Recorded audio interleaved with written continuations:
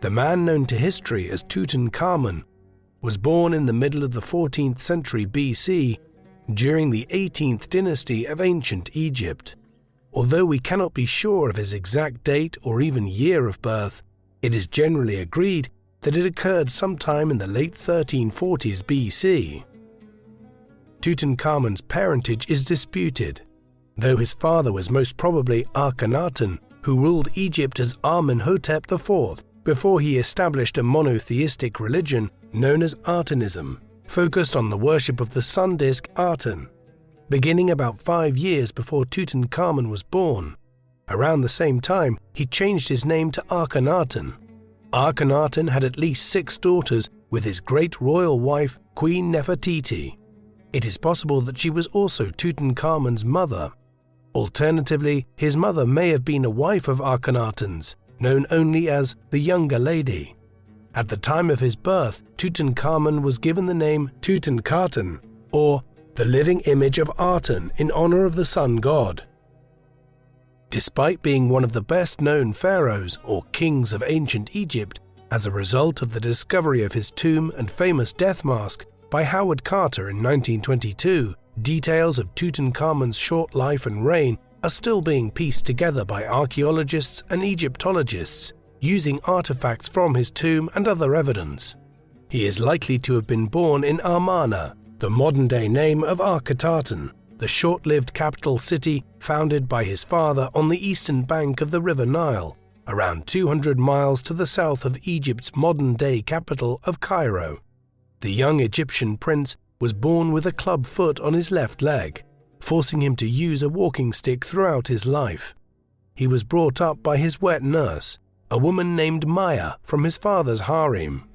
Among the artifacts found in Tutankhamun's tomb are toys he owned and played with as a child, including an ivory monkey with moving arms and a small wooden bird.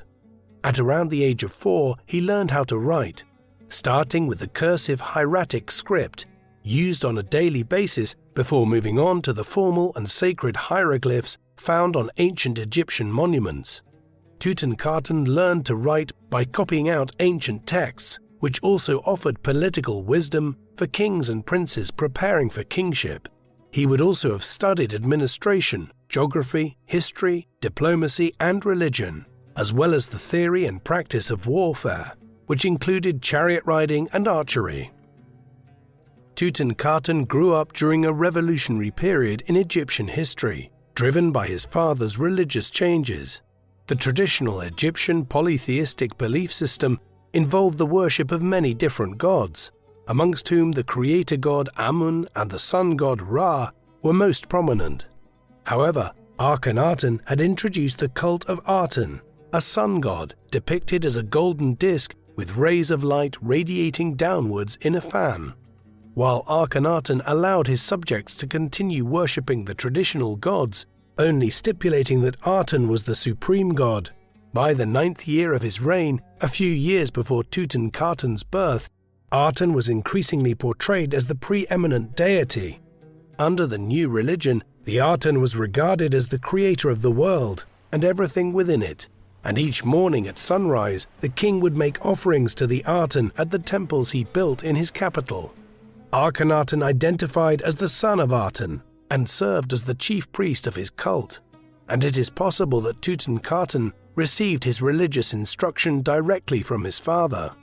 During his travels with his tutors across the country, the prince may have seen the names of the old gods being removed from the monuments, even while many people continued to worship them. The boy may also have noticed the different artistic styles in the old temples and the new civic buildings rising up from the desert around him in Akhenaten. Around the 14th year of Akhenaten's reign, when Tutankhaten was around 6 years old, the latter's sister or half-sister, Princess Mekhetaten, died at the age of 10. While her cause of death remains unknown, a plague had been spreading throughout the eastern Mediterranean world. In any case, an infectious disease is a likely explanation, as Nekhetaten's youngest sisters, Nefer-Nefer-Yer and Setepenra, also died around this time. Older female members of the family followed, including Tutankhamun's grandmother, Queen Tia, and Akhenaten's secondary wife, Queen Kia. Following these deaths in the royal family, Akhenaten hoped to secure his succession and the continuation of his religious reforms by naming a man named Smenkhare, possibly a relative of his, as his co-regent. This Smenkhare was responsible for the construction of a great hall in Akhenaten's royal palace and was expected to be Akhenaten's successor, but died after a year or two. Akhenaten died around the same time, in what was possibly the 17th year of his reign, and around 1336 BC. Following Akhenaten's death, the throne possibly passed to Smenkhare for a brief time before his death, and then appears to have passed to a king named Nefer-Neferuaten, who may have ruled as co-regent alongside Tutankhamun. The new king is believed to have been a royal woman and may have been the eldest daughter of Meritaten, or more likely his great wife Nefertiti. King Nefer-Neferuaten continued to develop the cult of Aten, but was prepared to reintroduce the cult of Amun and the other gods in order to appease the followers of the traditional faith. She abandoned her plans to build a tomb at Akhenaten and instead ordered craftsmen to build a tomb and mortuary temple in the Valley of Kings near Thebes, modern-day Luxor, the traditional capital and royal burial ground for the kings of Egypt in the 2nd millennium BC. The Egyptian archaeologist Zahi Hawass theorized that Nefer-Neferuaten also moved her capital to Thebes, but Shaw suggests that she remained in Akhetaten, in the palace she shared with her late husband. However, she would only live another 2 years, leaving the throne to the 10-year-old Tutankhamun. By the time he ascended to the throne, the 10-year-old King Tutankhamun was still a child receiving his education and could not be expected to exercise royal power by himself. He was therefore advised by courtiers and officials much older than him, who had served his father Akhenaten. His most influential advisor was Ai, a relative who may have been the brother of his grandmother, Queen Tai, while a man named Mea controlled the treasury. As for military matters, the young king relied on the advice of General Horemheb, commander of the Egyptian army. Although these men had dutifully promoted Atenism during the previous reigns, the calamities of recent years, including the plague and the deaths of royal family members in quick succession, were interpreted as a sign of divine punishment for neglecting the worship of the old gods. With Akhenaten and Nefertiti gone, Tutankhamun's courtiers now had the opportunity to educate the new pharaoh in the old religion and persuade him to return to the old ways and restore divine favor to the realm. Although the king's advisors wielded considerable power and influence, Tutankhamun would have been required to perform ceremonial tasks and to announce important decisions in person, even as a child ruler. As with all Egyptian pharaohs, he had important religious duties as chief priest of the state religion.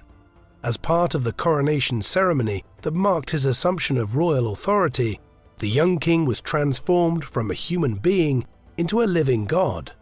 The rituals were conducted according to the old traditions, with offerings made to Amun, his wife, the mother goddess Mut, and their son Khonsu, god of the moon. Priests and priestesses represented gods and goddesses who placed various crowns upon the king's head, including the red crown of Lower Egypt, the white crown of Upper Egypt, and the blue crown worn by 18th dynasty pharaohs or kings during war and religious ceremonies. The king was then given his crook and flail, symbols of royal power in Egypt.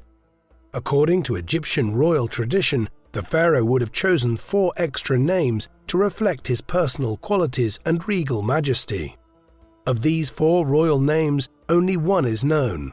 His throne name, Nebkheperure, meaning Lord of Manifestations, is Ra. While Tutankhamun still used his birth name when he assumed the throne, not long afterward the Aten in the king's name was replaced with Amun. Thus Tutankhamun became Tutankhamun, the living image of Amun. King Tutankhamun would have been crowned alongside his wife and half-sister Ankhesenamun, one of the daughters of Akhenaten and Nefertiti. The marriage of siblings in this way was commonplace amongst the royals of ancient Egypt. She was a year older than Tutankhamun, and the two had already been married when the latter became king. Ankhesenamun appears to have been his only queen. The 18th dynasty was known for its powerful queens, and Ankhesenamun would have learned about the deeds of her illustrious ancestor Hatshepsut, the female pharaoh who reigned a century and a half earlier and built a grand mortuary temple in the Theban necropolis near the Valley of the Kings. She had also just seen her mother, Nefertiti, rule Egypt as King Neferuaten. Accordingly, Ankhesenamun was present alongside Tutankhamun throughout his reign for royal ceremonies and audiences, and corresponded with foreign rulers in her own name. Her most important duties included serving as the manifestation of the Egyptian goddesses during religious ceremonies. Of course, as in almost all other monarchies, the queen's main task was to continue the dynastic lineage by bearing the king's children. Ankhesenamun was pregnant twice, but on both occasions her daughters were stillborn. Early in his reign, Tutankhamun's advisors persuaded him to move his capital away from Akhetaten, with power being returned to the cities of Memphis in northern Egypt near the Nile Delta and Thebes in the south.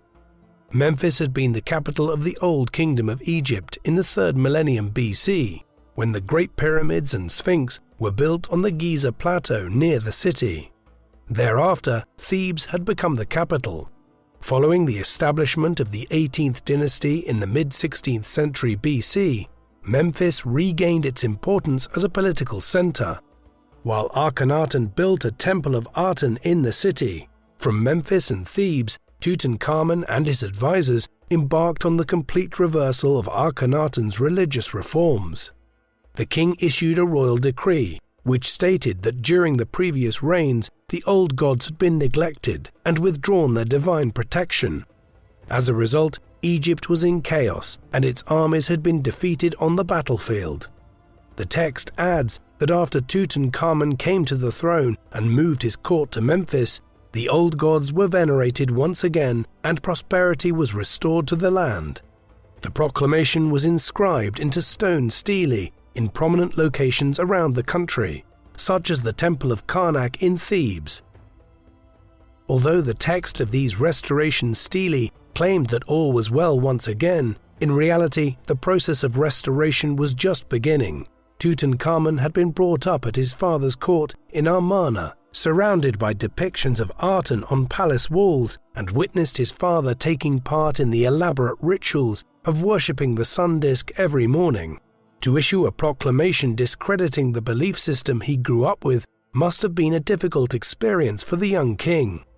The king's closest advisors, Maya, and Horemheb, had risen to positions of influence during the reign of Akhenaten, and had tombs made for them in Amarna with Atenist inscriptions, but they formed the vanguard of the move back to tradition. Is believed to have been the power behind the throne. By the end of Tutankhamun's reign, he may have assumed the office of Grand Vizier.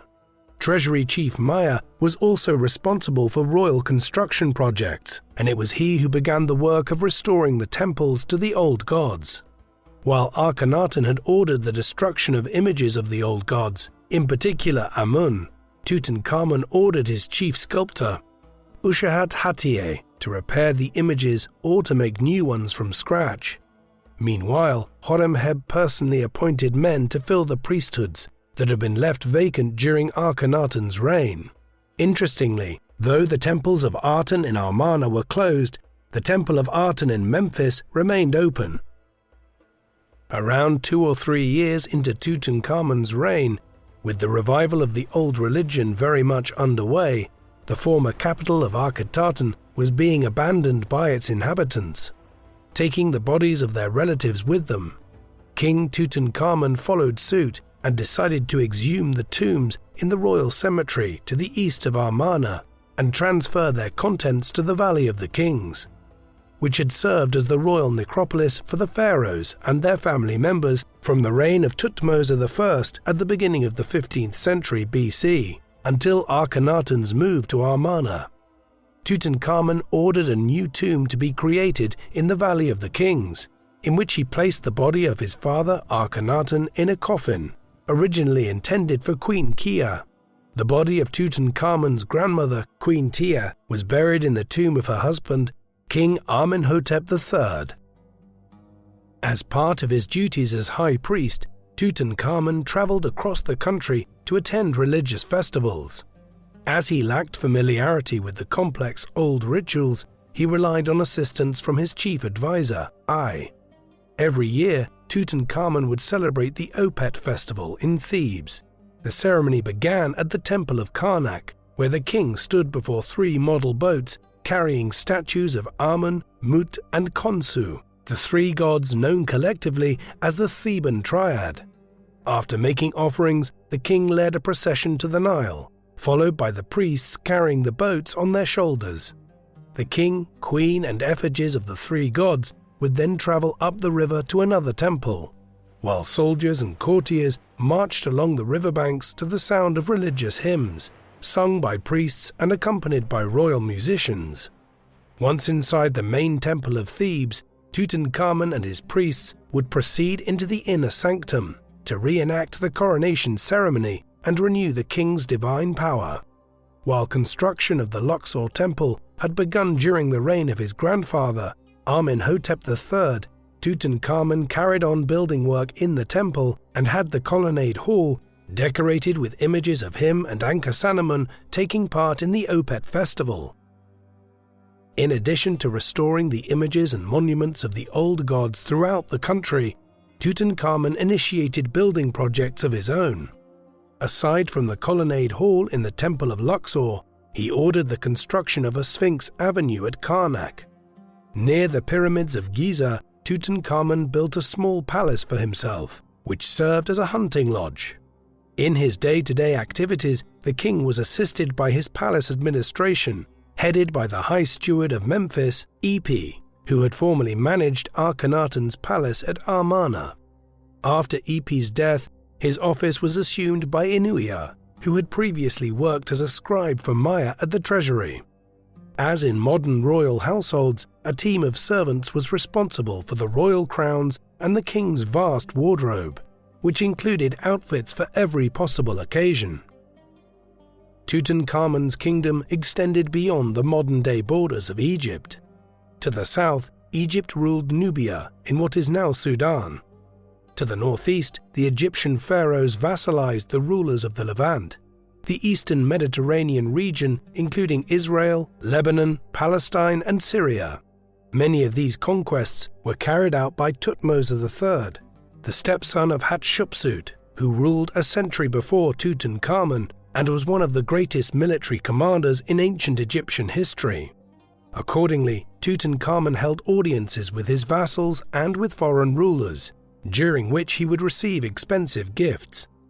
Many of these gifts would have been given to the temple as offerings to the gods, but the king would keep some for himself, which were later found in his tomb. General Horemheb played a vital role in these meetings, transmitting messages between the king and his foreign visitors via an interpreter.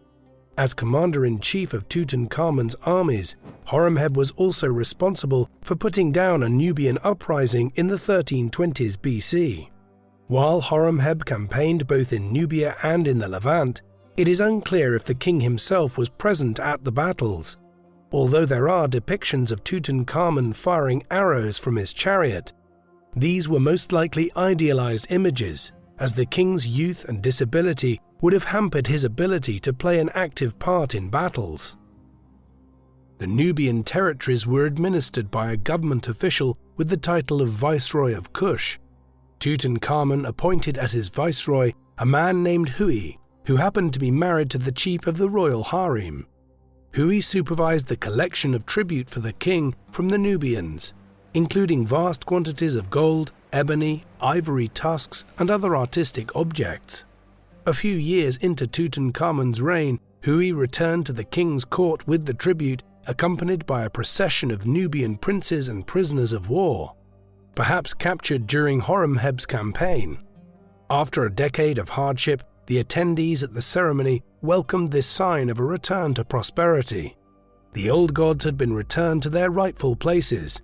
Memories of the Atenist heresy were gradually fading away, and the abandoned city of Amarna had been systematically dismantled, and the remaining traces of it were being covered by the desert sands. The teenage Tutankhamun seemed secure on his throne and could be expected to exercise power in his own right within a few years.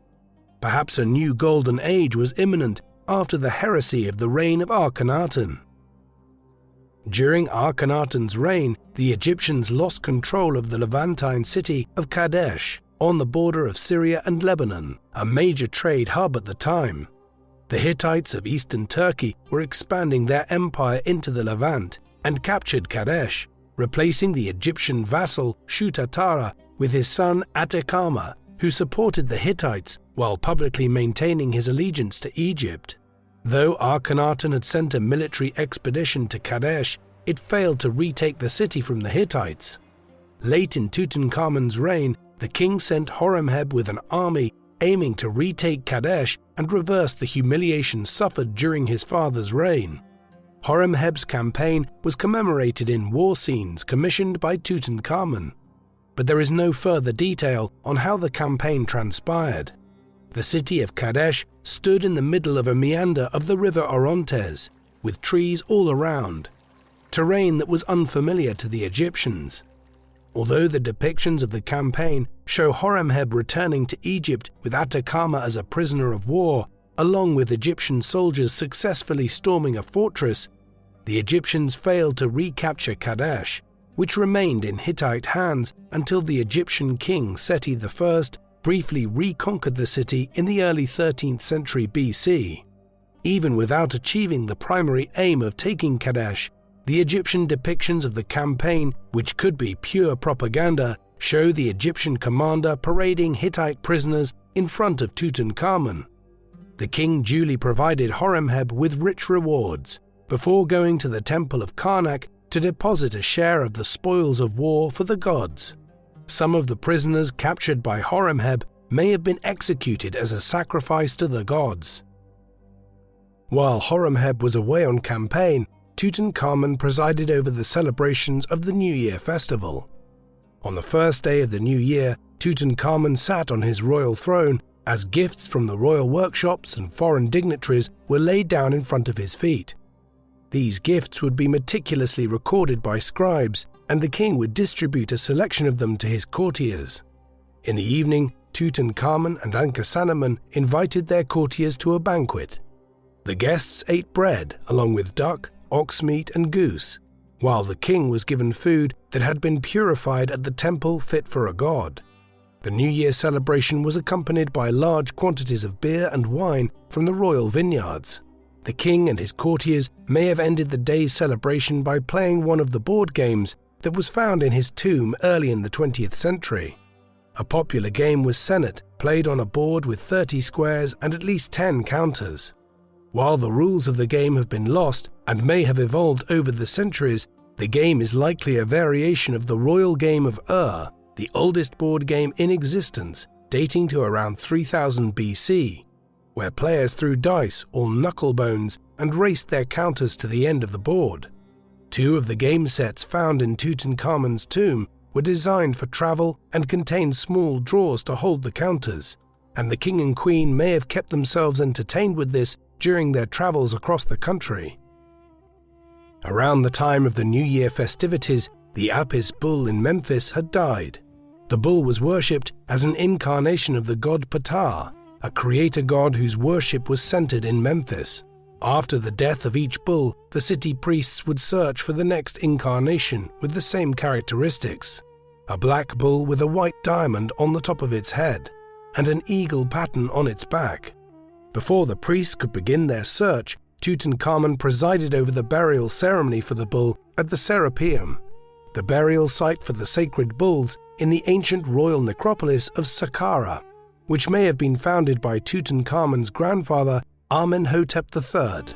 The king would have hoped that these rituals would bring his army's glory in the Levant. As he shouldered more of the burdens of government in his late teens, Tutankhamun enjoyed the opportunity to relax by going hunting. While the most common hunting weapon was the bow and arrow, the king also hunted birds from a boat using a curved throw stick, much like a boomerang. For close combat, he had his choice of clubs, maces, or swords. The young king enjoyed hunting while riding in a chariot, firing arrows from his bow while a charioteer steered the horses. Among the items found in Tutankhamun's tomb is a wooden chest illustrated with hunting scenes, depicting the king in his chariot with his bow drawn, targeting the mass of fleeing animals about to fall prey to his arrows. Yet this taste for hunting would prove fatal. During the 9th year of his reign, Tutankhamun was out hunting when he fell from his chariot. As the king fell to the ground, he broke his left leg and lay bleeding. His servants carried him back to his palace and onto his bed. With Ankhesenamun at his side, the injured king was attended by the royal doctors and the priests of Sekhmet. As the doctors examined the wound, they realized that little could be done to save the king. Nevertheless, they did all they could in the circumstances and wrapped the king's leg in linen soaked in oil and honey to hold the leg in place and stop the bleeding. Despite their best efforts, the king's leg became infected, and within a matter of days, the 19-year-old King Tutankhamun was dead after just 9 years on the throne. There would be no long and prosperous reign, and the Egyptian kingdom was in turmoil once again. With the death of her husband, Ankhesenamun appears to have been the remaining survivor from amongst Akhenaten's children, and ruled as regent in the absence of an obvious successor. While it would have been possible for her to follow in her mother's footsteps and rule in her own right, the court decided she should marry a man who would become pharaoh. The pharaohs of the 18th dynasty were accustomed to marrying their own family members, but there were no close relatives left. As Ankhesenamun insisted on marrying a man of royal status, she took the surprising decision of sending a message to the Hittite king, Suppiluliuma I, explaining the situation in Egypt and asking if he could offer a solution in the form of a son who would marry her and become pharaoh in place of her late husband. When Suppiluliuma received the letter 2 weeks later, he could hardly believe what he was being offered. He had been fighting the Egyptians in the Levant for decades, and now he had an opportunity to incorporate Egypt into his empire in an instant. Nevertheless, he remained cautious and decided to send an envoy to Egypt to find out if the offer was genuine, or if Tutankhamun was alive and well, and the whole scheme had been an elaborate Egyptian ruse to cripple Hittite power. Ankhesenamun was not pleased to learn that the Hittite king had not immediately accepted her offer, as she was in something of a race against time. Traditionally, a pharaoh would be buried 70 days after dying, but the late king could not be buried without a successor in place. Without carrying out the necessary rituals for his burial, Tutankhamun's passage to his eternal afterlife would be blocked. With winter approaching, there was no chance that Ankhesenamun would get an answer from the Hittite king within 70 days. Nevertheless, the royal artisans hurried to prepare the items for Tutankhamun's tomb that would help his journey into the afterlife. Egyptian kings typically had their grave goods made far in advance, but Tutankhamun had reigned for only 9 years and died unexpectedly when still very young. While for most of his reign, artists and sculptors had been busy restoring the temples of the old gods rather than producing his funerary goods. No matter how fast they worked, the royal artisans could not be expected to make an entire assemblage of grave goods for Tutankhamun within a mere 70 days, but they could repurpose those prepared for Nefer-Neferuaten, which for some reason or other remained unused. The most spectacular object among these items was a golden death mask, which the late king's goldsmiths changed to bear his likeness while replacing the name Nefer-Neferuaten with Tutankhamun. In addition to the items intended for Nefer-Neferuaten, the artisans selected hundreds, if not thousands, of items either owned by the late king or kept in the palace storerooms.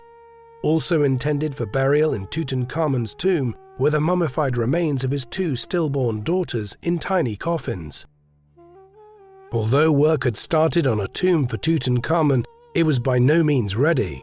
As Maya and other officials inspected the Valley of the Kings near Thebes for an alternative tomb, they decided to use the one being prepared for Ai, the late king's chief advisor and distant relative. The undecorated tomb was not yet suitable for Tutankhamun, and the craftsmen were ordered to excavate a new chamber that would become the king's burial chamber, together with a small room beyond it known as the treasury. The two existing rooms in the tomb would later be known as the antechamber and the annex.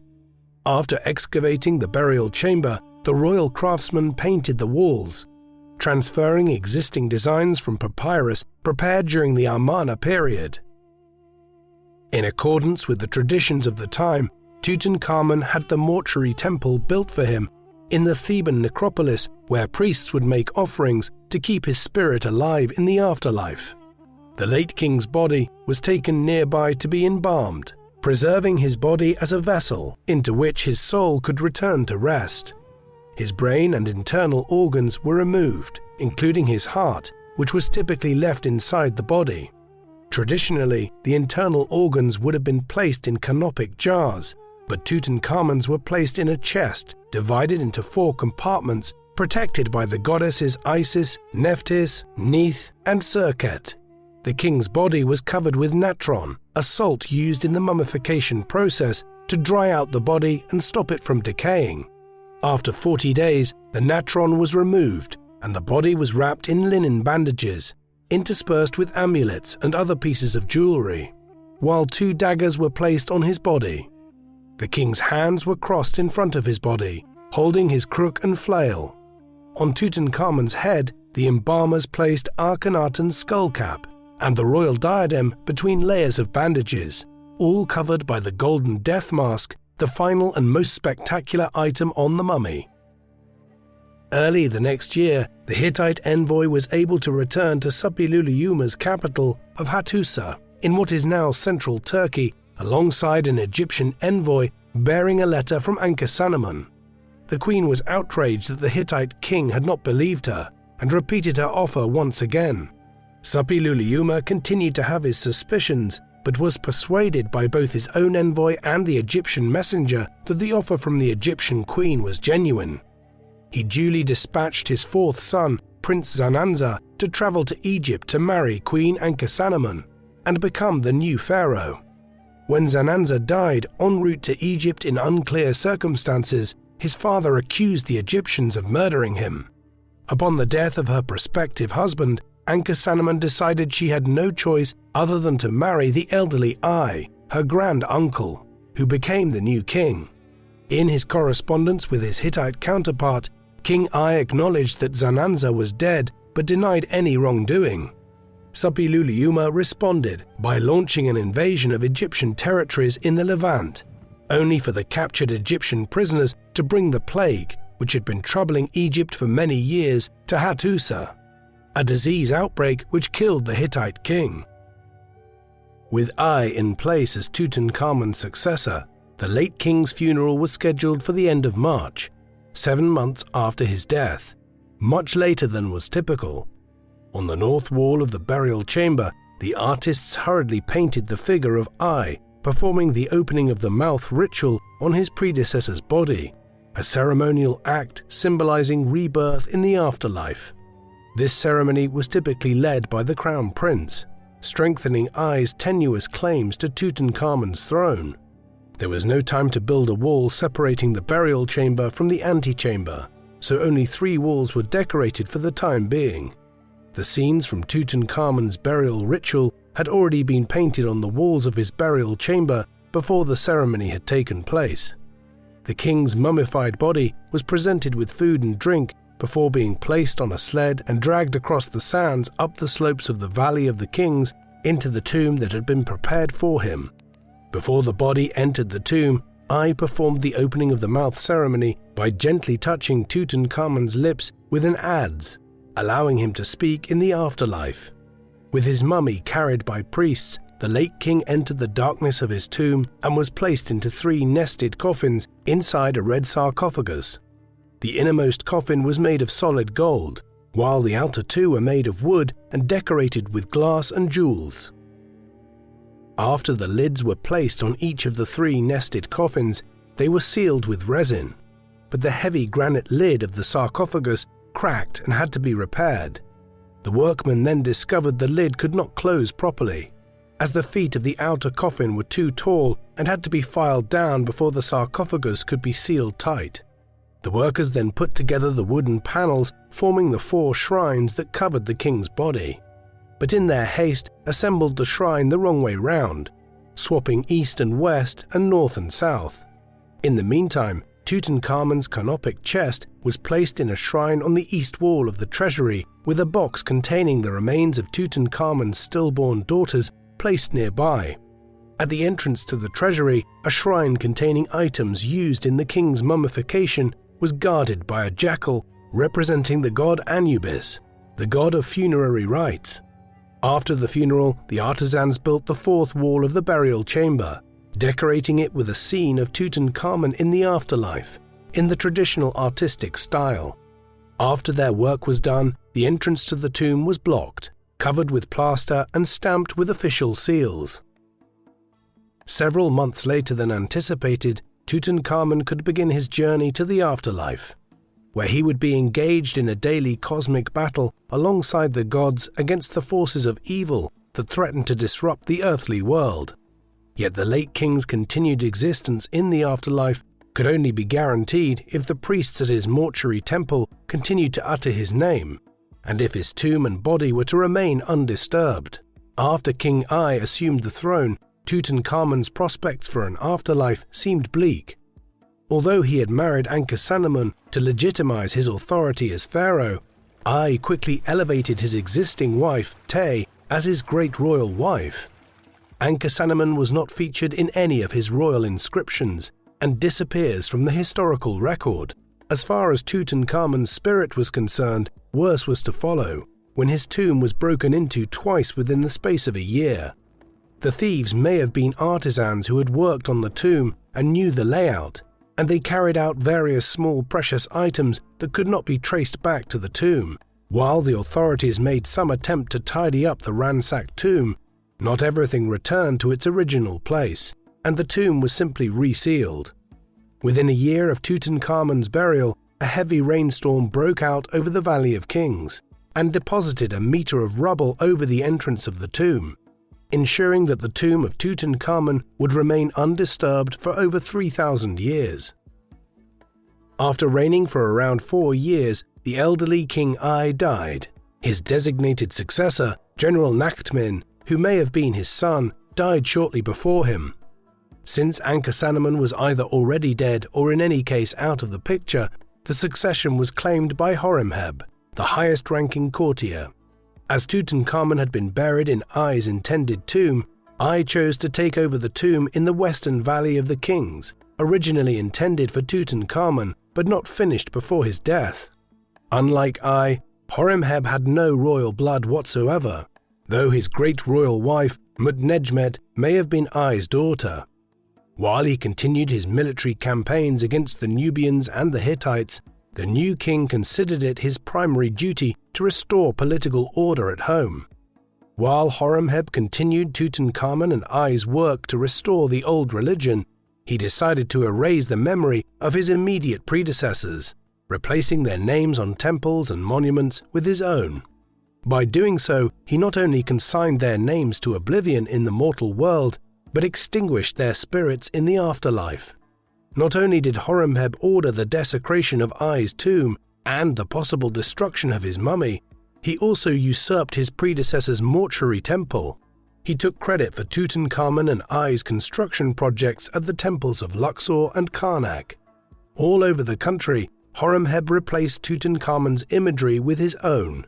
He would undoubtedly have done the same thing to Tutankhamun's tomb, but it was more difficult to access after being buried under rubble.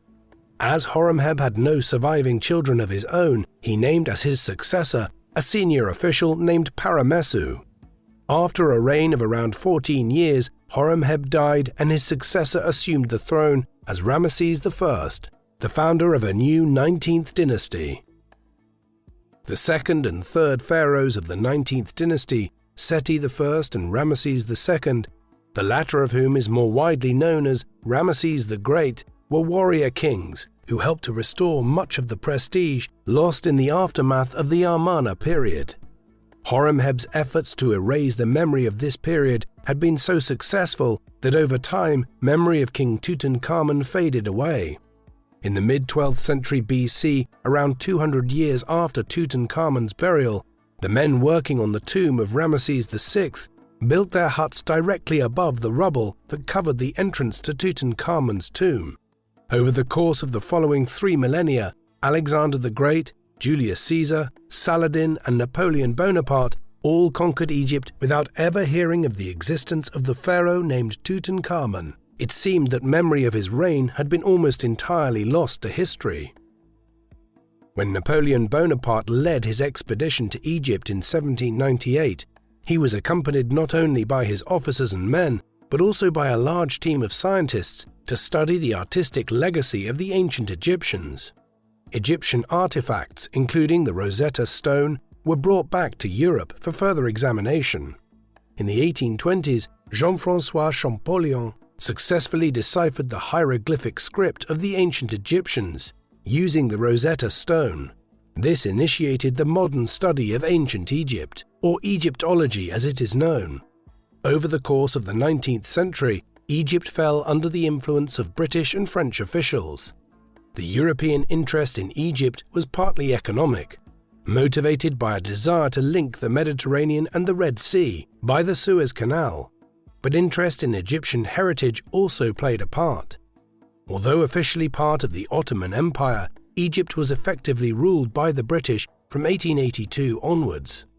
Wealthy aristocrats and businessmen from Europe and the United States flocked to Egypt and applied to the Egyptian Antiquities Service for permits to carry out excavations. These wealthy individuals financed the archaeological digs and hired Egyptologists to carry out the work, laying claim to a share of the finds. By the end of the 19th century, archaeological activity was underway at sites throughout Egypt which would have been familiar to Tutankhamun, his father's capital of Akhetaten, the ancient capital Memphis, the monumental religious buildings at Thebes, the mortuary temples and tombs of the Theban necropolis, and, most importantly, the Valley of the Kings. The concession to dig in the Valley of the Kings was considered the most prestigious among the archaeologists working in Egypt, who all aspired to be the first to discover an intact royal tomb, as most of the tombs in the Valley of the Kings had been plundered by grave robbers either in antiquity or in more recent times. Between 1905 and 1914, the concession was held by American businessman Theodore Davis. In February 1905, the intact tomb of Yuya and Thuya, the parents of Queen Tiya, and accordingly the great-grandparents of Tutankhamun, had been discovered intact by James Quibell, a British Egyptologist sponsored by Davis. By this point, Tutankhamun's name was known to the archaeologists working in Egypt, as his name appeared on the inscriptions of tombs of officials. But otherwise, his life and reign remained a mystery.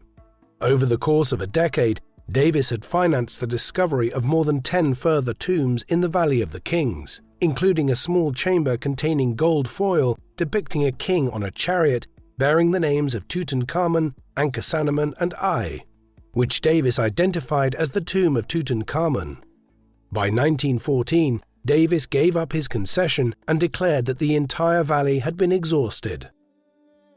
Between 1905 and 1908, Davis had been assisted by Howard Carter, a British archaeologist who had previously worked as an inspector for the Antiquities Service before his resignation in the summer of 1905, several months after an incident involving Egyptian guards and French tourists caused him to be reassigned.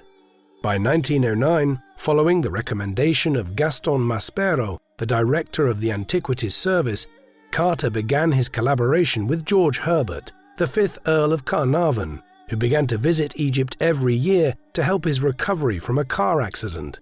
When Davis gave up his concession for the Valley of the Kings, Carter and Carnarvon believed that there were more discoveries to be made in the area and successfully obtained permission to dig.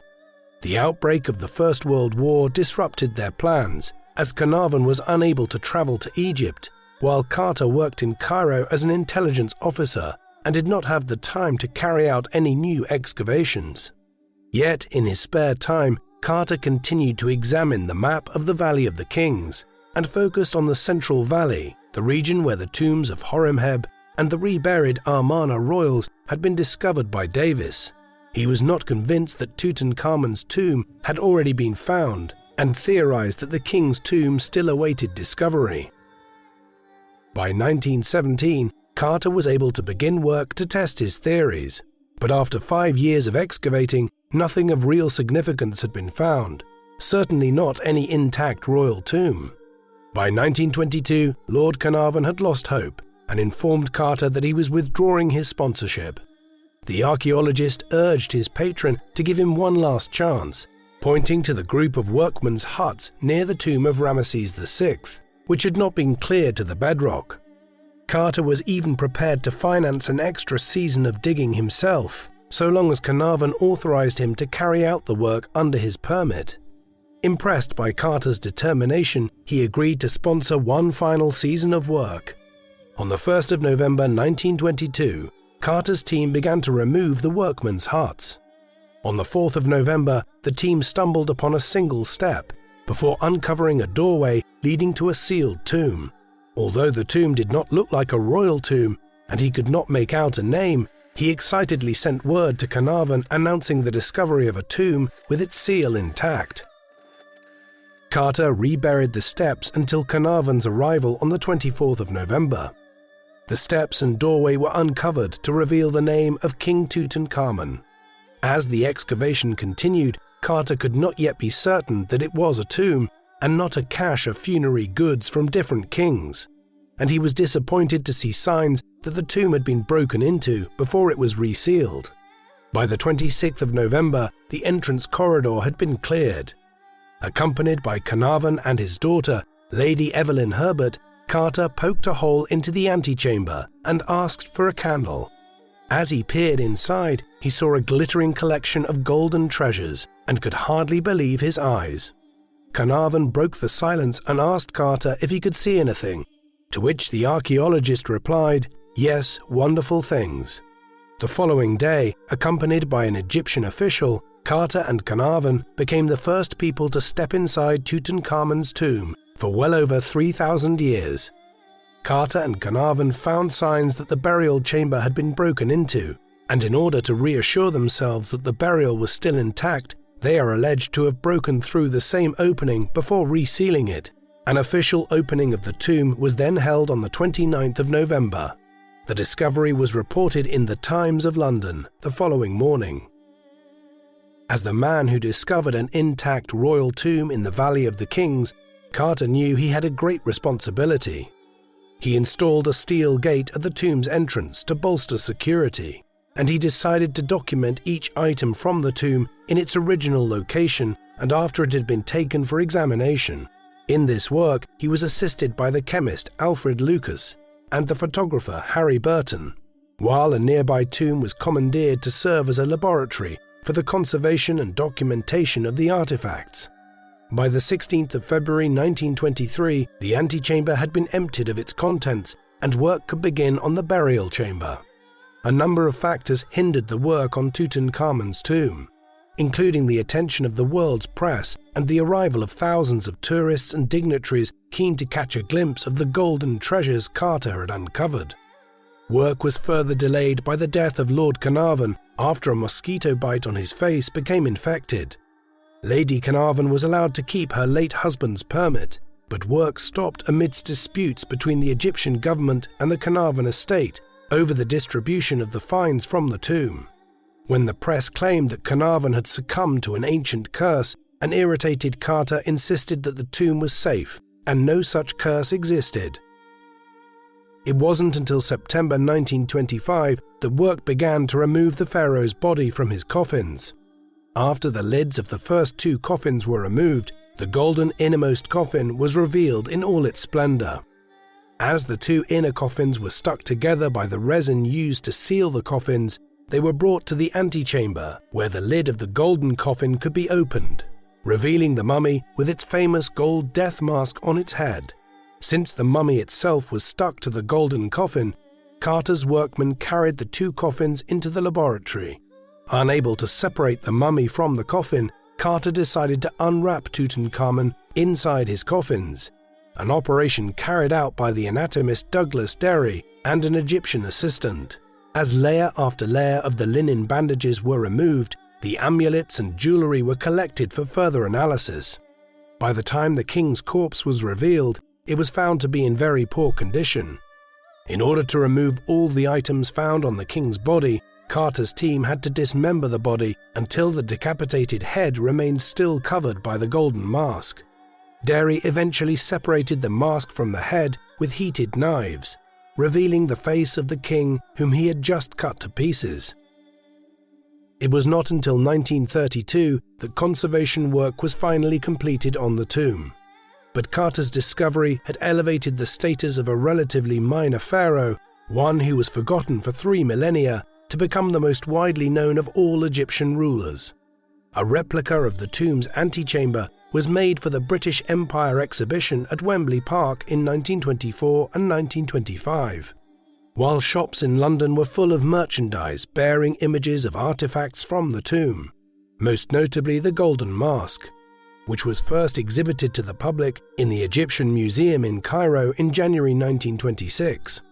Carter reassembled Tutankhamun's body and returned it to the outermost coffin and the sarcophagus in the burial chamber. Carter died in March 1939, shortly before the outbreak of the Second World War. It is believed that during the war, the tomb was broken into and the body disturbed, and a team of researchers in 1968 found that the body was no longer in the position Carter had described when he returned it to the tomb. In January 2005, Tutankhamun was taken out of his tomb for CT scanning. In November 2007, Tutankhamun's body was moved into the antechamber for better preservation in a climate-controlled case. Pending the discovery of any new royal tombs, he is the only Egyptian pharaoh to be resting in his own tomb. In recent decades, researchers have used the data collected from Tutankhamun's body to draw conclusions about Tutankhamun's life and death. The theory that he had a club foot is supported by what appear to be numerous walking sticks found in his tomb. But it is possible that his remains were damaged either during the embalming process or by Carter's team, and that these sticks were actually used as symbols of royal authority rather than to help the king walk. Similarly, there are competing theories about the cause of his death. DNA testing suggests that he suffered from malaria, while a dislodged piece in his skull has fueled the belief that he was murdered, challenging the idea that his death was owing to a hunting accident. The absence of Tutankhamun's heart and damage to his rib cage points to a traumatic wound to the chest, though this may have been the result of damage to the mummy which occurred during the break-in during the Second World War. Although Tutankhamun's body remained in Egypt, the artifacts from his tomb have been exhibited abroad on several occasions. Beginning in 1961 with a tour of North America, accompanied by a campaign to raise awareness for the conservation of archaeological sites impacted by the construction of the Aswan High Dam in Egypt. During the late 1960s and early 1970s, the treasures traveled to Europe, including London, Paris, and throughout the Soviet Union. Since the 1980s, Tutankhamun's famous gold mask has remained in Egypt, where it is expected to stay forever. But other items from the tomb have been exhibited internationally since 2004, until the outbreak of the COVID-19 pandemic in 2020. The whole collection of artifacts from Tutankhamun's tomb, over 5,000 objects in total, is being prepared for display at the Grand Egyptian Museum, newly built near the pyramids of Giza. Over a century after Howard Carter's discovery of his tomb, the story of Tutankhamun's life is still being re-evaluated.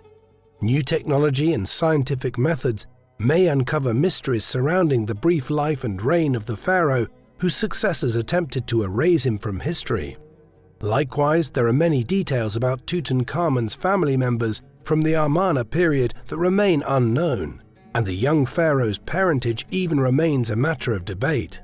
Thus, King Tutankhamun, despite being the most famous of all Egyptian pharaohs, whose death mask has become a symbol of ancient Egypt, remains something of a mysterious figure. He grew up in Akhenaten's court at Amarna, where he witnessed the establishment of the cult of Aten, the memory of which was later obliterated by his successors. After spending the first decade of his life accompanied by religious upheaval and political disorder, Tutankhamun came to the throne and began the process of restoring the old gods and disestablishing the cult of Aten, abandoning Amarna for the traditional political and religious centers of Memphis and Thebes. After his death at a very young age, his legacy as a man who began to restore the old religion was usurped by his advisors and successors, Horemheb in particular, who sought to erase Tutankhamun from history. For more than 3,000 years thereafter, Tutankhamun remained unknown and undisturbed, until Howard Carter's discovery of his tomb elevated him to a degree of international fame that easily eclipsed the significance of his own brief reign. What do you think of Tutankhamun?